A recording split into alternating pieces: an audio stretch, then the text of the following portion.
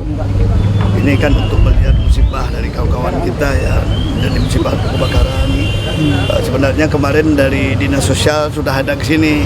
Ala kadarnya kita sudah ini ya, sesuai dengan ini, tapi kita bantu. Nah hari ini kita datang lagi karena saya baru datang, saya melihat langsung dan kita mengimbau kepada yang pengelola rumah-rumah semua lah, untuk ibu rumah tangga untuk lebih hati-hati meninggalkan rumah, jangan sampai terjadi kebakaran.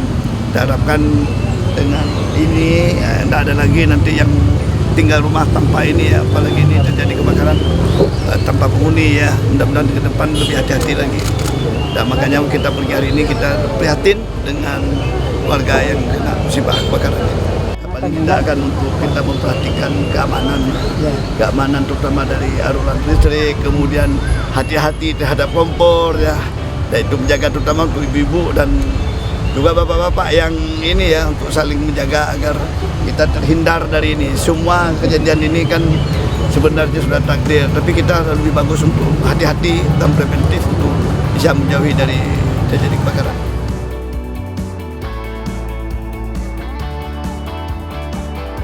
Yang pertama tentu kita ikut menyampaikan simpati atas musibah terjadi. Kemudian yang kedua, ini kan hampir setiap bulan ada kejadian kebakaran di Banda Aceh.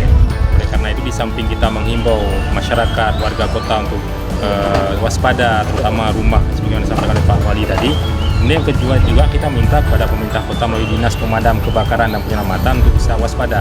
Artinya kapanpun ada panggilan pertolongan kebakaran sudah siap. Alhamdulillah kita melihat selama ini Dinas Pemadam kita sangat cepat, armada kita terkadang juga mendapat bantuan dari Aceh Besar ini sangat sigap. Oleh karena itu kita berharap sekali lagi, tentu tidak ada di antara kita yang berharap terjadinya musibah, tapi ketika musibah terjadi kita siap melakukan upaya-upaya membantu dan juga mencegah terjadinya kebakaran yang berulang kali seperti itu.